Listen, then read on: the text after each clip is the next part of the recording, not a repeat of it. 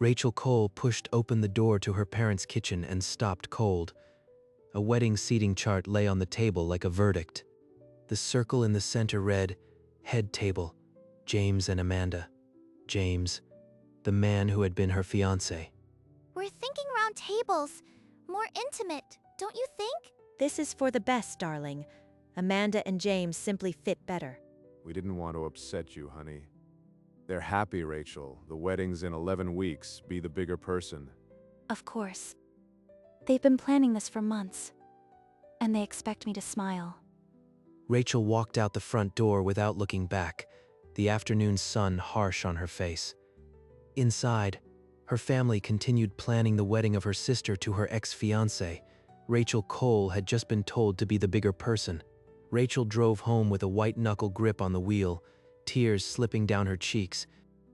They'd been planning it for months, right under my nose, and nobody said a word. The apartment building loomed in the fading light as she parked and killed the engine. She walked inside, dropped her keys in the ceramic bowl, and stood in the hollow quiet. A text from her mother had arrived while she was driving. It read, "We need to talk about next weekend. It's important that you're there." There for the wedding. She wants me to smile while my sister marries my ex. A photo of her and James from happier days lay face down on the coffee table where she'd left it. He told me we wanted different things, then moved on with my sister in a matter of weeks. She placed the photo in a box of old memories and closed the lid. The phone screen lit up with another missed call. Then the voicemail notification blinked. Rachel, it's Mom. Please pick up. I know you're upset, but the wedding is in 3 weeks. You have to be there. It will look terrible if you're not. Look terrible. The appearance of a happy family. That's the only thing that matters to them. The apartment felt smaller that night, the walls closer. She had been labeled the difficult one, the sensitive one, the one who couldn't just be happy for others. Amanda is marrying the man I thought I'd spend my life with, and my role is to stand in a pew and clap. She walked to the kitchen drawer and took out a simple note card. I will not be attending. She addressed it to David and Linda Cole. No Mom and Dad today. Then she walked down to the lobby and slid the envelope through the slot of the communal mailbox. Rachel stood there for a long moment, then climbed back upstairs, feeling lighter than she had in weeks. 2 days later, her phone rang. The caller ID read, "Dad." She let it ring twice before answering. Rachel, we got your note. You're being dramatic. Your mother is beside herself. This isn't about you, it's about your sister's happiness.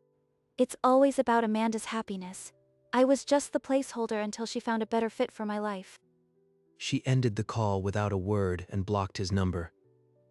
The wedding day arrived wrapped in an autumn chill. Rachel remained in her apartment, a novel open in her lap. A photo arrived from a cousin, Amanda in white, James beaming, the family gathered at the altar. She stared at the image for exactly 7 seconds, then pressed delete. Let them have their day. I won't give them the satisfaction of my presence. As dusk filled the room, she sat alone, the phone silent, and felt something settle, sorrow, yes, but also the cold clarity of finality. The wedding was over. Rachel Cole had not been there, and for the first time, she understood that being the bigger person didn't mean showing up. It meant walking away. Weeks later, Rachel dragged a dusty cardboard box from the closet. The label in her own handwriting read, "House." She knelt and lifted out a thick file, the scent of old paper filling the room. The top document was the deed of trust for the starter home she'd bought with James. This is wrong. James was supposed to sign. Her fingertip traced the signature line. Only her name appeared, crisp and solitary. She rifled deeper and found his bankruptcy filing, James Bartlett, discharged 3 months before the closing date. He never qualified. I'm the only one on the mortgage. Amanda married him and moved into my house. My house. She sat on the floor, documents scattered around her, the weight of the truth pressing down. Rachel Cole was not just the forgotten daughter. She was the sole owner of the home where her sister and ex-fiancé now slept. She carried the thick file to her desk, opened the laptop. The screen illuminated her face, a pale glow in the dark room. Bank records confirmed it, 18 monthly mortgage payments, each one deducted from her checking account without interruption. 18 months. James never paid a single dollar. He let me shoulder the debt while he told me we were building a life. Now he's building that life with Amanda, in a house that legally belongs to me. She typed eviction rights sole owner into the search bar and pressed enter. A legal guide appeared, explaining that as the sole title holder, she could sell the property and issue a 30-day vacate order. I can give them notice. They'll be out, and there's nothing they can do about it. She reached for a yellow legal pad, her pen hovering over the first empty line. They wanted me to be the bigger person. I'll be bigger than they ever imagined, and a whole lot less forgiving. The plan took shape. Rachel Cole was no longer the family failure. She was the one holding all the keys.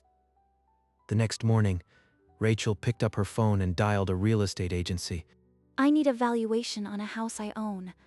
I want to sell quickly to an investor. The agent scheduled an appointment for noon the following day. In a sunlit office, Rachel reviewed the market analysis with a senior agent. Comparables showed the house could sell for 20% more than she and James had paid. A quick investor sale gives me cash and a 30-day vacate clause. That's all I need. She signed the listing agreement, her hand steady, her face unreadable. The for sale sign went up on Thursday afternoon, driven into the front lawn. Rachel drove past the house once, long enough to see the sign and the curtains in the window. She accelerated away without looking back, the plan already in motion. The call came sooner than expected. The agent had secured an investor willing to move fast. A cash offer with a 10-day close and the 30-day vacate clause. Exactly what I wanted. She drove to the agent's office that afternoon, every mile tightening the knot of purpose inside her. In the conference room, the agent slid a thick offer packet across the mahogany table. The numbers matched her asking price, the eviction clause printed in bold on page 4. I accept. She lifted the pen, its weight heavier than the ink inside it. The contract spanned 20 pages of legalese. She read every line, her finger tracing the terms of payment and possession. Then she pressed the nib to the signature line and wrote her name with precise, unhurried strokes. The deed was done. The house was sold, and the countdown had begun. 10 days after signing, the sale closed. The money landed in her account, and the house on Maple Street ceased to be her burden. She stared at the bank app for a long minute. The balance wasn't just relief. It was the weight of every silent payment finally returned. 18 months of pouring money into a home where he played house with me, and now with her. Every dollar feels like an answer. Then she called the agent to activate the vacate clause. The investor signed it immediately. 30 days. That's more warning than I ever received when my life was turned upside down. The registered letter was prepared, a single page with the Oregon stamp, the legal words clear and irrevocable. She refreshed the tracking page obsessively, watching the envelope travel from sorting facility to sorting facility. It will land on the doorstep by Tuesday. Then the phone calls begin. The house sat in the afternoon quiet, its new occupants unaware that their clock had already started ticking. Rachel closed the laptop. The countdown was personal now, and it would end on her terms. The envelope landed on the hallway rug Tuesday morning. James picked it up, his name typed neatly on the label. He tore it open, the word vacate seared into his vision, his face draining to ash. What does it say? James, you're white as a sheet. She sold the house? Rachel evicted us. That vindictive. The notice read, "Pursuant to the sale of 722 Maple Street, all occupants must vacate within 30 days. James dialed David Cole, his voice cracking as he read the words aloud. Rachel's phone lit up, Dad calling. She let it ring once, twice, then set it face down on the table. Mom, Rachel sold the house. We have 30 days to pack up our lives because of her. They're panicking now. Good. Let them feel a fraction of what I felt. The family had been handed a verdict in black and white. Rachel Cole had become the earthquake they never saw coming. Within the hour, her phone buzzed with a new voicemail. David Cole, voice shaking with rage. Rachel, what have you done? You're destroying your family. Pick up the phone right now. Then Linda's message arrived, her tone fractured with tears. Baby, please. We can work this out. Don't let anger make you cruel. They're terrified. A text from Amanda lit up the screen. I always knew you hated me. Selling our home proves it. You're disgusting. Our home. That word still cuts. But they never once considered it was mine first. She silenced the phone and let it vibrate across the coffee table. Caller after caller demanding attention. They want me to fold. To apologize. To be the bigger person again. But the girl who once said of course had learned that silence could be louder than any scream. She poured herself tea and waited. The storm could rage all it wanted. She would decide when it ended. After 3 days, Rachel unlocked her phone and stared at the missed call counter. 38. 38 times they called. Not once did they say, "We were wrong." She scrolled to the latest voicemail from her mother, time-stamped that morning, and pressed play. Rachel, please. I'm begging you. We're desperate. Your father hasn't slept. Amanda is packing boxes in tears. Just talk to us. Desperate. They're only desperate now because the house is gone, not because they hurt me. She pressed delete, then walked to the kitchen and pulled out a yellow notepad. They wanted a bigger person. I'll give them one on my terms. She wrote slowly, crossing out words, testing the weight of every sentence.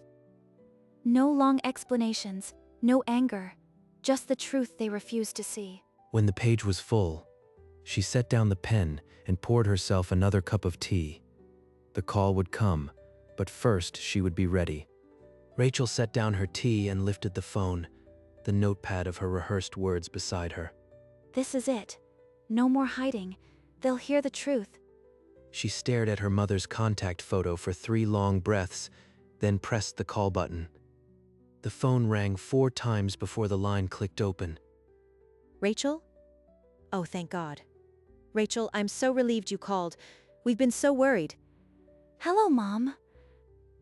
Linda's sobbing filled the earpiece, but Rachel waited, letting the silence be her opening move. She's crying.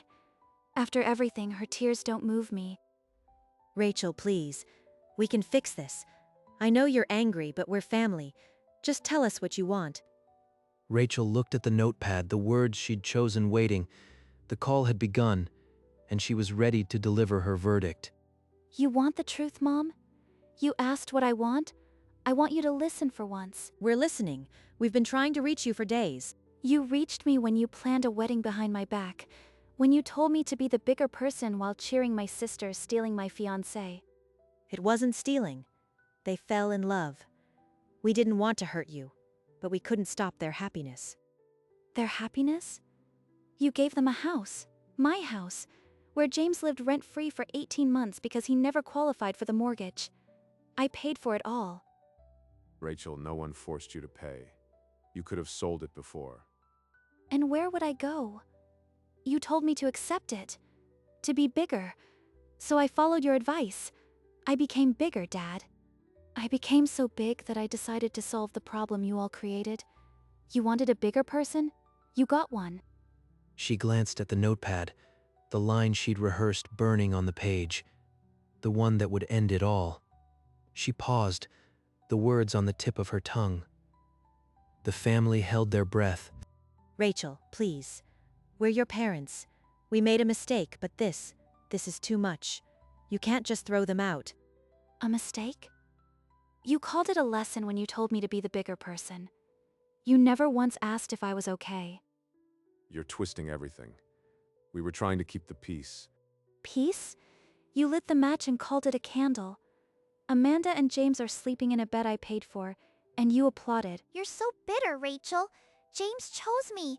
It's not our fault you couldn't keep him. He chose a house, Amanda. A house I owned, and now you're both paying for it. On the other end, the four of them gathered around the speakerphone. Linda wept, David's fists clenched, Amanda pale with rage, James mute with shame. Rachel, honey, please, we can sell it back to you. We'll find a way. You wanted a bigger person, Mom. You're about to get one. She drew a breath, the room silent on both ends of the line. The words she'd written were now the only thing left to say. Before she could speak, James's voice finally broke through. Quiet, shaking, nothing like the man who had left her. Rachel, I never meant for it to go this far. I know you're hurt, but this is our home now. Your home? You never paid a dime. It was my home, James, and I'm taking it back. You're a monster! Do you hear yourself? You're enjoying this. I hear myself clearly. I'm the monster who funded your marriage bed. Sleep well on someone else's floor. Rachel, please, if you ever loved us, give them more time. They have nowhere to go. More time? You had months to tell me about the wedding. Months, to be honest. I'm giving you exactly what you gave me. 30 days. Silence swallowed the line. On the family's end, four faces froze, each one a portrait of disbelief. Rachel glanced at her notepad. The line she hadn't yet spoken rested there, ready. But not today, not yet. She placed the phone back to her ear and gave them the only thing they had ever given her, silence. Linda's voice cracked the silence first, barely a whisper soaked in desperation. Rachel, please, tell us how to fix this. We'll do anything. Just don't leave us like this. Name your price, Rachel. We'll buy the house back at whatever number you want. Just undo the sale. You can't buy back dignity, Dad. And you can't write a check to undo the last 6 months. Stop acting like we're the only villains. You pushed James away, and you're still playing the victim. I'm not the victim anymore. I'm the solution. And I'm taking my time. They want a clean end. I'll give them silence. And when they least expect it, I'll say it. I'll call you again when I'm ready. Until then, I hope the silence is louder than any apology you never gave. She ended the call without waiting for a reply. The line went dead in the Cole house. The four of them stood frozen around the speakerphone, no one moving to disconnect first. 2 weeks after the last call, Rachel Cole stood in the living room of her new house. It was twice the size of the starter home, with sunlight flooding through tall windows. On the coffee table lay the closing statement. She had bought it outright. A larger house, a fresh start, all in her name. She lifted her phone and dialed her mother's number. This call needed no notepad. The words were already carved into her. Rachel? Oh, thank God you called. I've been praying. Please, let's meet and talk. I miss you. You said be the bigger person? I bought a bigger house. What? Rachel, please. Rachel pressed the red button, and the line went dead.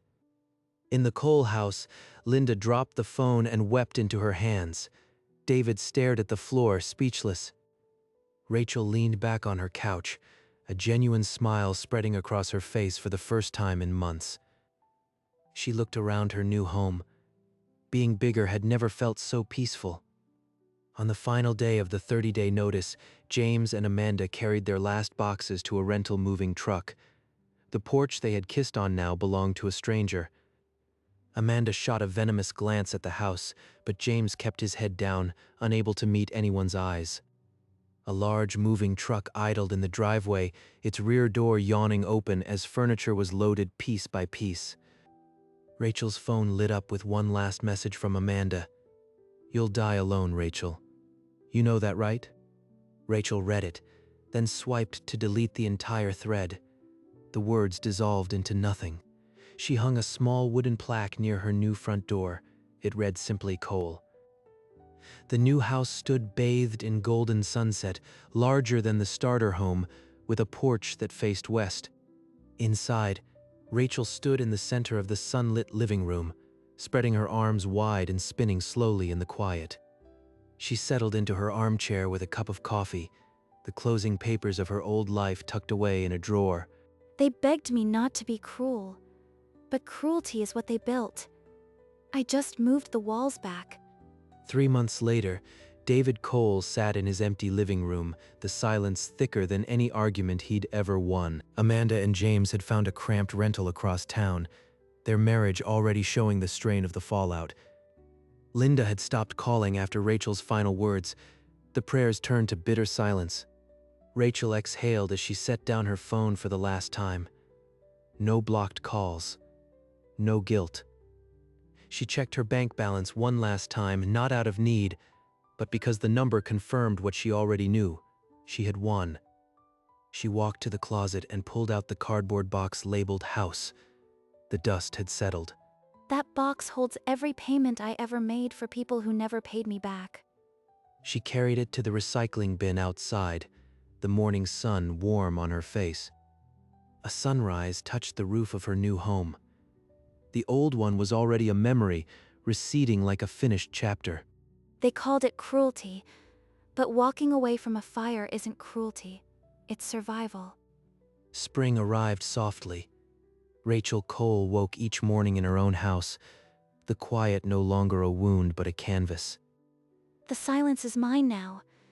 Not the kind they forced on me, the kind I chose. She placed a single framed photograph on the mantelpiece. Herself, smiling, taken the day she closed on the new house. That smile isn't for them. It's for the girl who said, "of course," and didn't mean a word. She looked out the large window at the quiet street, the full weight of her freedom settling into her bones. I used to think being bigger meant swallowing pain.